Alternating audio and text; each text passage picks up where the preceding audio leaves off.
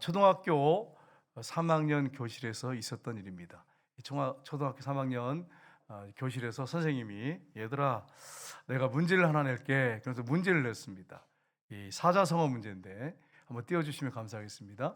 술에 취한 사람이 거리에서 큰 소리를 지르거나 노래를 부르는 것을 사자성어로 뭐라 그러지? 근데 아이들이 모르는 거예요. 우리는 알아요. 모르는 사람 없지요? 그런데 끝에 자가 가짜야 이렇게 얘기했어요. 끝에 자 그랬더니 어떤 아이가 이럴 수가 저럴 수가 미친 건가 이렇게 하고 어떤 아이는요 저질인가 이렇게 했어요. 그런데 어떤 한 아이가 이렇게 얘기했습니다. 뭐라고 했냐면 아빠인가 이랬어요. 아빠인가. 그러니까 이게 사자성어를 맞추는데 3학년 아이들이니까 한문을 잘 모르지 않습니까? 이게 여러분 우리는 다 알잖아요. 뭡니까 여러분? 여기에 고성방가 이렇게 알잖아요. 근데 아빠인가? 왜 이 아이가 아빠인가 그랬을까요? 아빠가 술 취해가지고 길거리에서 소리 지르고 집에 소리 지르고 노래 부르는 걸 봤어요. 그러니까 사자성어에 고성방가 이렇게 여러분 해야 하는데 아빠인가 이렇게 했어요. 여러분 여기서 우리에게 주는 중요한 교훈이 있어요. 이게 실제 있었던 일을 얘기하는 겁니다. 그냥 지어서 한 얘기가 아니고 3학년 교실에서 실제 있었던 일이에요. 이 아이가 늘 아빠의 모습을 본 것입니다. 그러니까 부모 된 책임이 얼마나 중요한가 한 것입니다. 여러분 우리가 가르치는 거, 말로 가르치는 거 자녀들한테 얼마든지 할 수 있어요. 그런데 그렇게 가르치면서 그렇게 안 살아. 그럼 자녀들은 어떤 생각을 할까요? 속으로 여러 가지 생각을 하겠죠. 복잡하겠죠. 여러분 아이들은 아버지가 가르치고 어머니가 가르치는 말로 사는 게 아니라 그 뒷모습을 보고 아이들은 성장합니다. 그래서 여러분과 제가 더 열심히 할 일이 있어요. 날 위해 죽으시고 부활하신 주님이 내 삶의 주인이시잖아요. 그 주님과 늘 동행하는 모습, 아이하고 같이 있을 때, 자녀하고 같이 있을 때 주님이 내 옆에 있는 모습, 내 안에 예수님이 계신 모습을 보여주는 것, 그것이 최고의 교육입니다. 제가 우리 자녀들한테 얘기할 때 그 얘기를 해요. 아빠가 너희들 어릴 때 예수님의 모습을 보이지 못해서 미안하다. 얼마 전에도 우리 딸하고 통화하면서 아빠가 목사인데 예수님의 모습을 보이지 못해서 미안하다. 이렇게 사과를 했어요. 실제 그렇잖아요. 우리가 또 이렇게 하면 우리가 답을 할 수 있어요. 목사님 그렇게 살고 싶은데 안 되잖아요. 믿음이 없어서 그러잖아요. 예수님이 내 안에 들어 사시는데 부활하신 주님이 이걸 확실하게 믿고 살아야 하는데 안 믿어지잖아. 어떨 때는 흔들릴 때가 많잖아요. 그러다 보니까 인간의 본성 이게 다 나오는 거예요. 그러다 보니까 아이들이 상처받고 우리 아빠가 예수 믿는 집사인데 장로인데 그러면서 상처받는단 말이에요. 우리가 더 힘써야 할 일은 우리의 삶에서 예수님의 모습이 나오게 하는 것입니다. 이게 최고의 교육입니다. 여러분 우리가 이 어린이 주일을 맞이해서 정말 이렇게 사는 저와 여러분 되시기를 주님의 이름으로 축복합니다. 오늘 이 본문 말씀해 보시면 예수님께서 십자가를 지시고 해서 예루살렘으로 올라가실 때 제자들에게 두 번째 말씀하셨어요. 명확하게 인자가 예루살렘에 올라가는데 사람들의 손에 넘겨져서 십자가에 못 박혀 죽을 건데 3일 만에 다시 부활할 것이다 이렇게 말씀하셨어요. 여러분 이게 얼마나 중요한 말씀입니까? 부활할 걸 명확하게 말씀하셨어요. 내가 살아날 거다. 그럼 누굽니까? 죽었다 살아나는 사람은 하나님밖에 없어요. 스스로 살아나는 사람은 하나님밖에 없어요. 내가 하나님이다 그 말이잖아요. 그런데 제자들은 그 이야기를 듣고 심각하게 생각해야 되는데 제자들은 어떤 생각을 하냐면 누가 크냐 이거. 우리 중에 누가 크냐. 지금 예루살렘 올라가는데 한 자리 차지하는 그런 시간인 것 같은데 누가 크냐 이거 가지고 다툼을 하고 있었어요. 그때 예수님이 어린아이 하나를 데려다가 세우시고 영적인 교훈을 하고 있는 내용이 오늘 본문의 내용입니다. 이 말씀을 가지고 영적으로 복된 사람은 어떤 사람인가 하는 것을 살펴보게 합니다. 첫 번째는 어린아이 같이 믿는 사람입니다. 이 사람은 정말 영적으로 복 있는 사람이에요. 여러분 제자들이 예수님 천국에서 누가 큽니까? 그러면 누가 크다 라든지 아니면 베드로가 크다 요한이 크다 이렇게 하셔야 되잖아요. 그런데 어린아이 하나를 딱 세우시더니 뭐라고 말씀하십니까? 여기 오늘 3절에 보시면 이렇게 되어 있습니다. 같이 읽겠습니다. 이르시되 진실로 너희에게 이르노니 너희가 돌이켜 어린아이들과 같이 되지 아니하면 결단코 천국에 들어가지 못하리라. 아멘. 누가 크다 이렇게 하시기 전에 먼저 더 중요한 게 있어요. 천국에 못 들어갈 사람이 많다는 거예요. 천국에 들어가는 누가 크냐가 문제가 아니고 누가 들어가느냐, 이게 더 심각한 문제라는 거죠. 누가 천국에 들어갈 수 있다고 말씀하셨어요? 어린아이 같이 돌이키지 아니하면 천국에 결단코 천국에 들어가지 못하리라. 여기서 이 어린아이는 어떤 어린아이면 이 파이디온이라는 단어를 썼습니다. 파이디온. 파이디온은 어떤 아이냐면 7살 이하의 아이, 7살 기준으로 해서. 제가 아이들한테 전도를 해봤거든요. 많이 해봤는데 5학년, 6학년 애들은 정말 영악합니다. 제가 얘기하면 막 얼마나 오히려 막 역으로 치고요. 막 나 지옥 갈 거예요. 막 그래서 전도하지 마세요. 뭐 이런 아이가 있어요. 근데 7살 정도 된 유치원 정도 된 아이들은 거의 다가요 영접합니다. 진짜인지 가짜인지는 주님이 아시겠죠. 대부분 7살 아이들은요 다 받아들여요. 초등학교 1학년 정도만 해도 다 받아들여요. 근데 한 3학년, 4학년, 5학년쯤 되면 올라가면 올라갈수록 이상해요. 아이들이 점점 변질돼가는 그런 모습을 진짜 봐요. 전도하다 보니까 보이더라고 이게. 그러니까 여기서 말하는 아이는 파이디온, 어린아이 하나를 세웠는데 나중에 이제 이 아이가 누구냐, 기독교 역사를 보면 이그나티우스라고 하더라고요. 그래서 이분이 정말 훌륭한 정말 목회자가 되고 순교자가 됩니다. 그래서 여러분, 예수님이 이렇게 말씀하셨어요. 어린아이처럼 돌이켜서 믿지 않으면, 이게 돌이키지 않으면 천국에 갈 수 없다. 그러니까 뭘 말씀하시냐면 이제 오늘 본문 말씀하고 같은 그런 연장된 말씀이 있는데 누가복음 18장 10절째를 보시면 정확하게 말씀하세요. 같이 읽겠습니다. 내가 진실로 너에게 이르노니 누구든지 결단코 천국에 들어가지 못하리라. 아멘. 돌이켜 어린아이가 되자면 천국에 들어가지 못한다고 하는데 이게 주님이 명확하게 핵심을 말씀하세요. 어린아이같이 받아들이지 않으면, 받아들인단 말은 뭡니까? 영접이죠. 그대로 믿지 않으면 결단코 천국에 너희 못 들어간다. 믿어야 된다는 거예요. 천국과 지옥을 믿어야 된다는 거예요. 아이들은 천국과 지옥에 대한 말씀을 전하면 그냥 받아들입니다. 근데 어린들은요, 전하면, 특별히 어른들은요, 말도 안 된다고 하고요. 제가 저 놀이터에서 전도해 보니까 어떤 어른이 그렇게 설명을 하는데도요, 나는 지옥 갈 거라고 막 이렇게 막 이를 물면서 그런 분이 있어요. 속으로 그래 지옥이나 가라 이렇게 하고 싶은데 목사니까 못 하겠어. 아유 지옥 이러면서 얼마나 이게 목사가 되니까 그게 안 돼요. 영혼 불쌍히 여겨야지. 그래 너 지옥이나 가라. 그러면 되겠어요, 여러분? 그래서 참 속으로 지옥 이러면서 그래도 천국과 지옥이 있습니다. 꼭 예수 믿으세요. 그리고 아예 왔지. 어떻게 여러분 지옥 가라 그런 말 하겠어요? 네, 여러분 화가 나니까 하고 싶고 그렇게 하고 싶어요, 솔직히. 근데 그렇게 못 하겠더라. 여러분 받아들이지 않는 사람은 결단코 천국에 들어가지 못하리라. 여러분 요한복음 5장 24절을 보시면 같이 읽겠습니다. 내가 진실로 진실로 너에게 이르노니 내 말을 듣고 또 나 보내신 이를 믿는 자는 영생을 얻었고 심판에 이르지 아니하나니 사망에서 생명으로 옮겼느니라. 아멘. 뭐라고 말씀합니까? 예수님 말씀을 그대로 믿고 받아들이고 하나님을 믿는 자는 뭘 얻었다고요? 이미 얻었다고 돼 있어요. 어느 상에도 이미 얻었다. 진짜 가슴에 믿는, 마음에 믿는 사람은 얻었다. 심판에 이르지 않으니, 심판받는단 말은 지옥 간다는 얘기예요. 사망에서 생명으로 옮겼느니라. 지옥에서 천국으로 옮겼느니라. 이렇게 말씀하셨어요. 진짜 믿는 자들, 영접한 자들은 이런 자들이다. 그렇게 분명히 말씀했어요. 그러니까 여러분이 저와 함께 점검해 볼 게 뭐냐면 난 정말 가슴에 마음에 진짜 믿는 사람이냐 이걸 점검해 보셔야 됩니다. 에이, 글쎄. 그래서 예수님이 부활하셔서 내 안에 들어와 사신다고 이게 가능해? 천국이 있어? 지옥이 있어? 아이, 긴가민가한데 이렇게 하신 분들은 결단코 천국에 못 들어갑니다. 물론 어떤 시간이 지나서 주님이 역사하셔서 믿는 사람이라면 들어가겠지만 믿지 않는 사람이라면 들어갈 수가 없어요.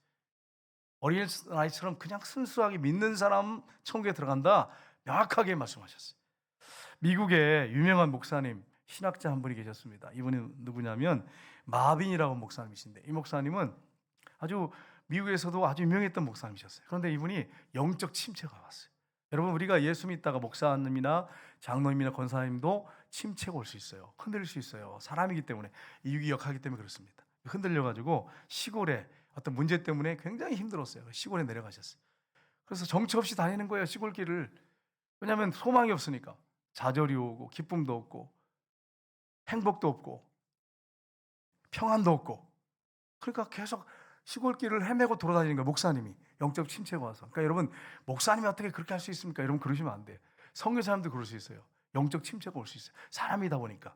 그래서 막 다니는데 찬송 소리가 들리는 거예요. 무슨 찬송 소리가 들리냐면 천국에 가는 길 험하여도 생명길 되나니 은혜로다. 천사 날 부르니 늘 찬송하면서 주께도 나가기 원합니다. 여러분, 한 여인이 부르는 노래인데 천국에 가는 길이 험하지만 생명길 되나니 은혜로다. 천사 날 부르니 늘 찬송하면서 주께도 나가기 원합니다. 이 찬송가가 쫙 걸려 퍼지는 거예요. 그래서 어디서 들리는가 가봤더니 한 과부 아주머니가 있는데 남란 옷 입고 정말 쓰러져가는 집에 이렇게 계시는데 얼굴이 천사처럼 빛나고 소망이 얼굴에 넘치고 기쁨이 넘치는 거예요. 충만한 거예요. 목사님이 그 여인의 그 찬송 소리를 듣고 회개를 했습니다. 그래서 주님, 저도 주님께 더 가까이 나가기로 합니다. 주님, 저를 더 가까이 인도해 주십시오. 그러면서 주님 앞에 눈물로 기도하면서 회복이 일어났다고 하는 것입니다. 여러분, 주님이 십자가에 죽으시고 부활하셨어요. 그래서 그분이 우리 곁에 계세요. 역사 속에 오셔서 죽으시고 부활하셨어요. 그러면 여러분, 우리가 그 주님을 믿는 다음에 천국 가는 것은 당연한 거예요. 진짜 믿는 사람은 당연한 것입니다. 그리고 삶 속에서 여러 가지 문제가 있어요. 그때 여러분, 부활하신 주님이 선한 목자시잖아요. 그래서 그분이 부활하셔서 하나님을 우리가 눈으로 볼 수 없잖아요. 볼 수 없는 하나님을 어떻게 믿어요? 예수님이 역사 속에 오셨어요. 그분이 하나님이십니다. 하나님이 아들이십니다. 부활하셔서 볼 수 있게 하셨어요. 봤어요. 이 땅에 발을 딛고 사셨어요. 그러니까 하나님을 믿을 수 있게 하셨어요. 천국까지 여기 있다고 하는 것을 부활로 확실하게 보여줬어요. 그럼 여러분, 이런 확실한 믿음이 우리에게 있는데 어떻게 우리가 상황과 환경에 막 흔들려가지고 절망하고 좌절할 수 있겠습니까? 일어나셔야 돼요. 저도 살다 보니까 여러 가지 문제가 많이 있어요. 재정적인 문제 있어요. 가정에, 교회도 막 일하다 보면 막 돈 들어갈 게 많기 때문에 재정적인 문제가 있어요. 그럼 여러분이 기억할 게 있어요. 저도 막 흔들리더라고요. 어떨 때는 잠깐 흔들려요. 늘 그런 거 아니고요. 잠깐 흔들리는데 문제는 이겁니다. 상황과 환경을 볼 거냐, 부활하셔서 나와 옆에 함께 계시는 주님을 볼 거냐. 여호와는 나의 목자시니 내게 부족함이 없으리로다. 그분이 목자시고 나의 삶의 주관자시고 나의 삶을 통치하시고 인도하신다면, 이걸 믿는다면, 상황과 환경이 문제가 있고 어려움이 있어도 정말 믿는다면 기쁘고 즐거운 마음으로 기도하면서 나가는 것입니다. 그러면 누가 책임져 주십니까? 주님이 책임져 주세요. 오늘 이제 주일 오면서도 교회의 여러 가지 문제 때문에 기도하면서 이렇게 오는데 흔들리는 게 있어요. 재정적인 게 있을 수 있어요. 그래서 막 이렇게 오는데 그때 너는 지금 뭘 보고 있느냐, 이런 마음을 막 주시는 거. 뭘 보고 있느냐. 여러분, 상황과 환경 보면 절망하고 좌절합니다. 근데 부활하셔서 내 곁에 계신 그분이 함께 하십니다. 그러면 그분과 늘 동행하고 그분을 신뢰하고 믿으면, 기도하면 누가 책임지십니까? 주님이 책임져 주시잖아요. 근데 주님을 완전히 제껴버리고 상황과 환경을 보고 그거 가지고 끌려다니는 거예요. 그래서 막 절망하고 좌절하고 막 낙심하고 그리고 막 이 목사님처럼 그냥 방황하고 헤매고 돌아다닐 수 있어요. 우리도 그렇게 하면 안 됩니다. 상황과 환경을 보지 말고, 여러분의 문제를 보지 말고 문제보다 더 크신 주님을 바라보고 믿음으로 기도하며 나가면 여러분, 그 문제 극복할 수 있습니다. 승리할 수 있습니다. 주님이 이 땅에 오셔서 하나님이신데, 전능자가 오셔서 죽으시고 부활하셨는데 뭘 안 주고 가셨겠어요? 다 주고 가신 것입니다. 여러분, 믿고 나가면 승리합니다. 그 믿음이 없으니까 흔들리고 넘어지고 못 일어나는 것입니다. 여러분, 주님을 믿고 나아가시기를 주님이 여러분 축복합니다. 여러분, 자녀들 보세요. 부모님은 능력이 없는데 부모에 대한 신뢰가 있는 아이들은 부모가 근심 걱정이 문제 때문에 있는데 걱정하지 않습니다. 아이가. 왜요? 엄마 아빠를 믿기 때문에. 근데 우리 하나님은 전능하신 분이, 세상을 창조하신 분이에요. 그분이 우리의 아버지시고 주인이시고 그분이 목자십니다. 그러면 뭘 걱정하겠어요? 아무것도 해줄 수 없는 그런 무능한 아버지를 믿는 아들, 딸도 걱정 의심하지 않는데 전능하신 하나님을 믿고 있다고 하는 우리가 뭘 걱정하겠어요? 여러분, 상황과 환경에 묶이지 말고 순수하게 어린아이처럼 믿고 천국에 갈 뿐 아니라 상황과 환경을 보지 말고 주님을 순수하게 믿고 의지함으로 모든 문제를 돌파할 수 있는 축복된 여러분 되시기를 주님 여러분 축복합니다. 그렇기 때문에 어린아이처럼 믿는 것은 영적으로 큰 복이에요. 근데 믿지 못하면 정말 여러분 많이 흔들립니다. 젖먹이 아이가 엄마를 신뢰해가지고 그렇게 폭풍이 있는 그런 배에서 바닷 가운데 지나가도 아이는 평안하게 엄마 품에 잠을 자. 비가 막 내리는데도 엄마 품에 있는 아이는 평안해. 왜요? 엄마를 신뢰하기 때문에. 하나님을 신뢰하는 사람들은 그렇습니다. 두 번째는 어린아이 같이 자기를 낮추는 사람입니다. 예수님께서 천국에서 누가 큽니까? 라는 질문에 대한 정확한 오늘 이제 답을 이어서 해주고 계시는 것을 볼 수 있습니다. 4절 말씀 한번 보겠습니다. 같이 읽겠습니다. 그러므로 누구든지 이 어린아이 같이 자기를 낮추는 사람이 천국에서 큰 자니라. 아멘. 자기를 낮추는 사람은 누굽니까? 겸손한 사람이에요. 겸손한 사람, 자기를 낮추는 사람이 천국에서 큰 자다.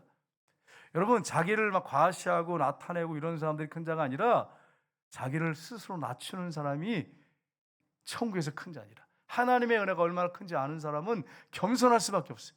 내가 얼마나 하나님 앞에 섰을 때 큰 죄인인가를 아는 사람은 겸손할 수밖에 없어요.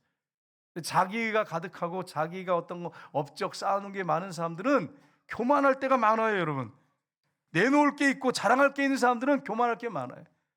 그런데 정말 하나님 앞에 섰을 때 내가 어떤 존재인지를 제대로 아는 사람들은 겸손합니다. 이런 사람이 큰 자다, 이렇게 말씀했어요. 마태복음 23장 11절을 보시면 이렇게 말씀하십니다. 너희 중에 큰 자는 너희를 섬기는 자가 되어야 하리라. 아멘. 우리 교회 안에서 가장 크다고 생각하는 분들, 직분을 가진 분들은 어떻게 해야 됩니까? 섬기는 자가 되어야 됩니다. 저 여러분이 섬기는 자가 되시기를 주님의 이름으로 축복합니다. 저를 위해서 기도를 좀 많이 해주세요. 목사님이 더 섬기는 목사님이 되게 해주십시오. 제가 볼 때 부족해. 너무 부족해서 회개할 때가 많아. 앉아가지고 주여, 섬긴다고 말을만 하고 섬기지 못할 때가 많습니다. 이러면서 회개할 때가 많아. 진짜 섬겨야 돼. 큰 자는 섬기는 자라고 말씀하셨어요. 여러분과 제가 섬기는 자가 되시기를 주님으로 축복합니다. 제가 우리 장로님들이 섬기는 자로 선다면 우리 교회는 부흥할 수밖에 없어요.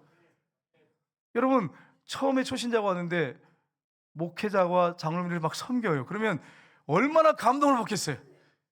네? 어떻게 교회를 떠나겠어요? 생각해 보세요.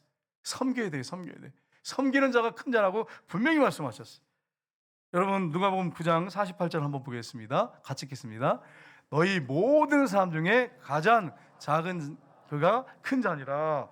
아멘. 무슨 말씀이냐면 정말 겸손한 마음을 갖고 있는 자, 그가 너희 중에 가장 큰 자다, 이렇게 말씀했어요. 여러분, 하나님 보좌 우편, 하나님 보좌에서 가장 힘 있고 능력 있던 천사가 루시퍼. 하나님이 가장 잘 창조했어요. 하나님 곁에서 찬양하면서 하나님께 영광 돌리는 천사였습니다. 근데 교만이 찾아왔어요. 하나님 자리를 넘보고 그 자리를 빼앗기 위해서 하다 천사 무리하고 반란을 이렇게 다 쫓겨났어요. 그래서 마귀가 됐습니다. 자, 그럼 제가 질문할게요.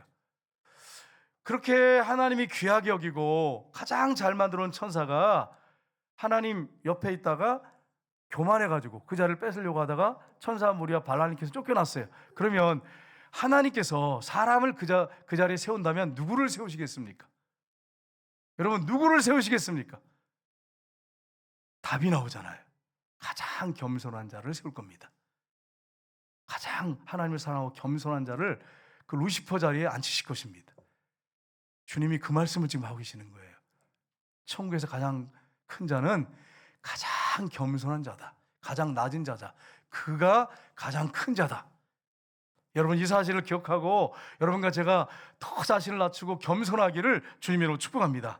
겸손해야 합니다. 세 번째는 주님의 이름으로 어린아이를 영접하는 사람입니다. 예수님께서 어린아이 하나를 실족시키지 마라, 이렇게 말씀하십니다. 그러면서 5절 말씀해 보십시오. 같이 읽겠습니다.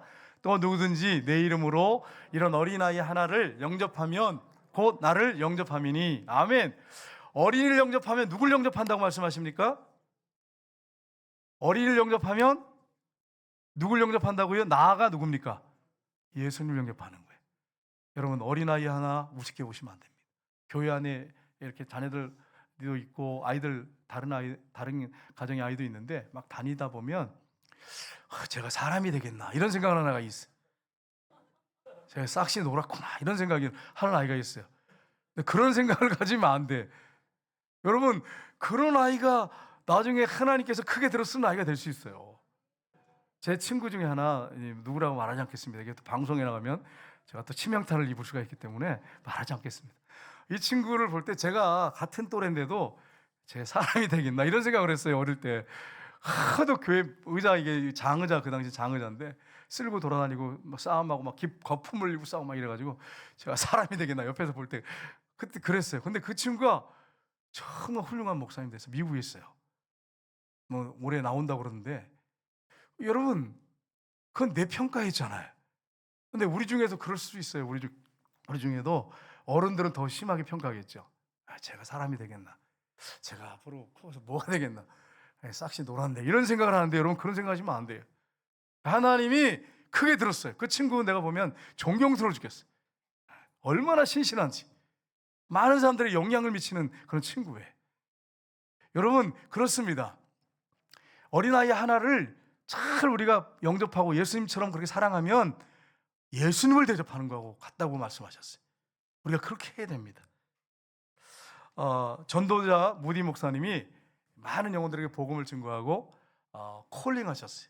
예수님 영접할 사람 일어나라고. 그래서 많은 사람이 예수 믿었어요. 어느 날 집회가 있었는데 무디 목사님이 이렇게 나오는데 어떤 분이 질문했습니다. 목사님 오늘 집회 때 몇 명이나 구원받았습니까? 이렇게 물어봤어요. 그랬더니 이 목사님이 이렇게 말씀하셨어요.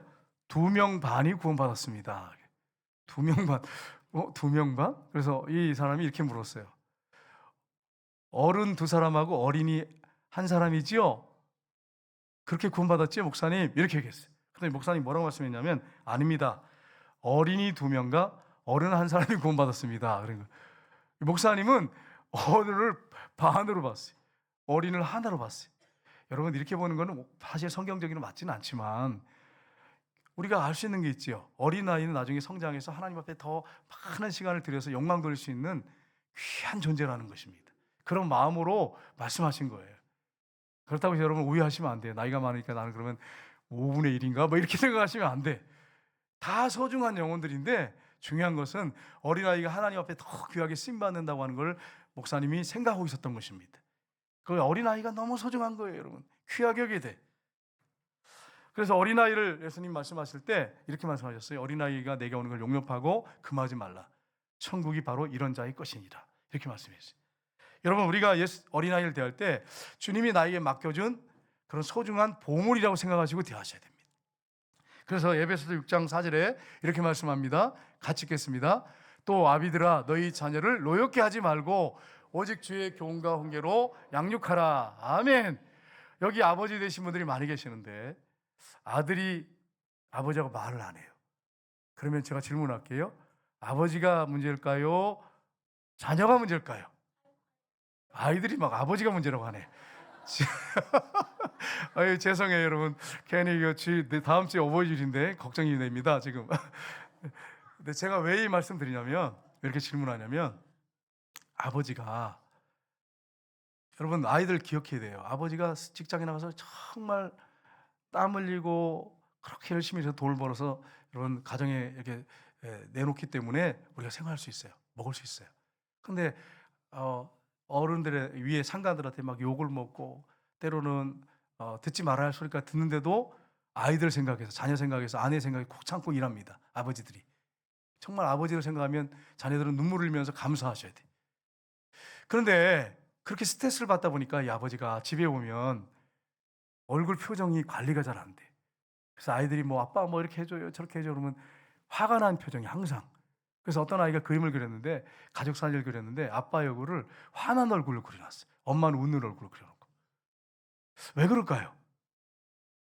아빠가 이 직장에서 스트레스 받고 들어와가지고 이게 여력이 안 돼. 막 힘이 딸리니까 지쳐가지고 무슨 얘기하면 잔소리로 듣고 막 화가 나는 거예요. 그러니까 항상 표정이 안 좋아. 그러니까 자녀가 볼 때는 아빠가 화나 있는 모습이에요. 그러니까 여기 우리 아버지들 존경하고 훌륭하시지만 거울 보고 좀 연습하시기 바랍니다. 여기 아빠들 많이 계시잖아요. 거울 보고 표정을 들어오기 전에 연습을 좀 하세요. 웃는 얼굴. 속은 막 천불이 나고 화가 나지만, 직장 상관들 때문에 화가 나지만 웃는 연습을 많이 하세요. 그러면 아이들이 이렇게 아빠를 볼 때 웃는 얼굴이잖아요. 그러면 그림을 그리려면 어떤 그림을 그릴까요? 아빠가 웃는 그림을 그릴 거예요. 그리고 속상하고 화나고 막 말하기 싫어도 그래 그러면서 웃으면서 그냥 웃으면서 그래 그러니까 들어주세요. 말하려고 하지 말고 답변할 것도 필요 없어요. 그냥 그래 쓰다듬어주고 그래 그리고 그냥 끌어안아주면 돼요. 그러면 아이가 평생 아버지가 이렇게 살면 우리 아버지를 보면 예수님 보는 것 같아. 우리가 연약해서 그런 존재는 아니에요. 여러분 아시잖아요. 아버지들 아실 거예요. 우리 그런 존재 아니에요. 얼마나 우리가 연약합니까? 그런데 그런 모습을 가지고 주님 앞에 기도하면서 아이들한테 웃는 모습, 끌어안아주고 기도하는 모습, 이런 모습을 보여준다면 우리 아이들은 나중에 성장해서 훌륭한 아버지들이 될 겁니다. 우리 과거에 연세 드시는 분들은 아시겠지만 아버지들이요, 기억에 뭐밖에 없냐면 칭찬해주고 끌어안아주고 사랑한다는 말 들어본 적이 없어요. 매만 들었지, 매만. 그래서 기억에 아빠 생각하면 매 때리는 생각밖에 나지 않는다고 하는 아버지들이 있더라고요. 연세 드신 분들. 여러분 그게 성경적인 아버지입니까? 아니에요. 예수님의 모습을 보여줘야 돼요. 그래서 여러분 아버지들이 분노하지 말고, 이 분노하면 아이들이 상처를 받습니다. 주의 교훈과 훈계로 아이들을 화나게 하지 말고 잘 자상하게 가르쳐줘라. 웃으면서 설명해 줄 수 있잖아요. 근데 화를 막 내면 짜증내면서 늘 그렇게 아이들한테 얘기를 해버리면 아이들한테는 그건 상처입니다. 그림 그리라고 하면 아버지 화난 그림을 그려요. 그렇게 할 필요가 어디 있어요. 그래서 힘들고 어렵지만 기도하면서 여러분이 항상 웃는 모습 관리, 얼굴 관리 좀 하시고, 거울 보면서 웃는 연습 많이 하세요. 이게 연세 드셔가지고 나중에 웃으려면 이게 안 웃어져. 근육이 이미 굳어졌기 때문에 그렇습니다. 아버지를 꼭 기억하세요. 그래서 남자들 보면 대부분이 이게 얼굴이 하나 있는 표정이에요. 여러분 얼굴 보세요. 목사님 뭐 좀 지나친 거 아닙니까? 여러분이 평상시에 직장 생활하고 오셔서 한번 보세요. 환한 표정입니다. 그래서 여러분이 항상 웃는 연습을 하시면 이 근육이 풀어져가지고 나중에 웃게 돼요. 근데 평소에 안 웃다가 아버지 웃으세요, 사진 찍겠습니다 그러면 안 웃어져. 그러니까 막 별의별 말 다 하잖아. 막 김치부터 해가지고 다 하잖아. 안 웃어지니까. 이게 연습을 안 했기 때문에 그래요, 여러분. 그래서 여기 아버지 되신 분들 이렇게 얘기하는데도 웃지 않고 이런 분이 계세요. 이런 분이 계세요. 화나 있는 표정이 화나 있는 표정. 그래서 여러분 잘 관리하셔서 자녀들이 무슨 얘기하거든 웃는 모습으로 덜 힘들지만 그렇게 하시고, 속상하고 화난 게 있으면 하나님 앞에 기도하세요. 여러분의 아버지시는 세상 아버지가 다릅니다. 자기 아들까지 십자가에 내어줄 정도로 사랑하시는 아버지입니다. 그 아버지 앞에 못할 말이 있습니다. 아버지들도 울어야 돼 하나님 앞에. 저는 교육을 어떻게 받았냐면 절대 너는 울면 안 된다 훈련을 그렇게 아버지한테 받았어요. 독하지요. 그래서 아버지 장례식 때 안 울었어요. 진짜 안 울었어요. 그런데 그 형들이 이렇게 날 자꾸 쳐다보더라고. 친척들이요. 친척 형들이 자꾸 쳐다봐요. 그러다 내 눈이 빨개지는 걸 보더니 형들이 네 마음을 알겠다 그러더라고. 울면서 내가 네 마음을 알겠다. 아버지가 울지 말라고 항상 했기 때문에 안 울었어요. 아버지 장례식 때도. 그래가지고 근데 눈이 빨개졌잖아. 얼마나 마음이 아팠는지. 근데 울지를 못하겠어요. 이게 잘못된 교육이에요. 잘못된 교육. 여러분 하나님 아버지 앞에 늘 울고 뭐 째고 짜라 이런 얘기가 아니고, 하나님 앞에 내 마음을 쏟아내면서 울면서 기도할 때 하나님이 끌어안아 주시고 여러분의 영혼을 회복시켜 주시고 새롭게 하시는데, 유교 문화에 이렇게 자란 아버지들은 아이들한테 울지 말라고, 사내 자식이 왜 우냐고 이렇게 가르쳐요. 여러분 그거 성경적이지 않습니다. 마음 아플 때는 울어야 돼. 그래야 회복이 일어나고 정말 하나님께서 부어주시는 은혜가 있어요. 그래서 여러분 연세 드신 분들 계시지만 정말 가슴 아플 때는 하나님께 울면서 기도하십시오. 우리 하나님이 여러분 끊어안아 주시고 회복시켜 주시고 은혜 부어주실 것입니다. 그래서 자녀들에게 여러분 교훈할 때 주의 교훈과 훈계로 친절하게 웃으면서 말씀해 주십시오. 그럼 나중에 자녀들은 아버지 인상을 볼 때 우리 아버지는 예수님 같아, 자상한 아버지야. 그러면 하나님께 가까이 나기가 너무 좋은 거예요. 근데 아버지 그러면 상처받은 게 너무 많으니까 하나님 아버지하고 같이 이렇게 매치시켜서 본단 말이에요. 하나님께 나가기가 힘들어요. 아버지 때문에. 이런 일들이 저와 여러분에게 있지 않기를 원합니다. 그래서 아버지 생각하면 하나님이 떠오르는 그런 축복된 역사들이 저와 여러분에게 있으시기를 주님의 이름으로 축복합니다. 우리 찬양 드리겠습니다. 찬송가 563